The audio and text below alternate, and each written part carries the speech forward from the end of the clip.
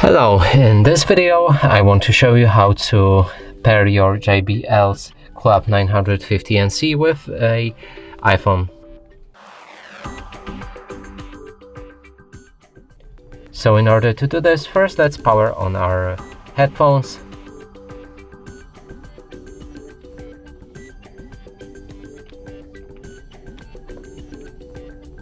When it's powered, we can enable the Bluetooth on the iPhone.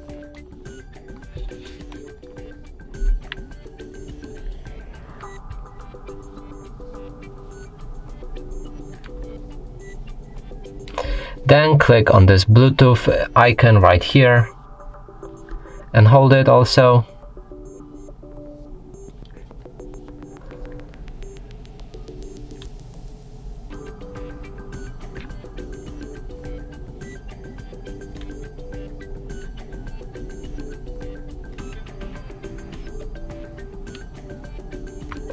Now it should be visible in our devices, so let's click on it and it will be connected.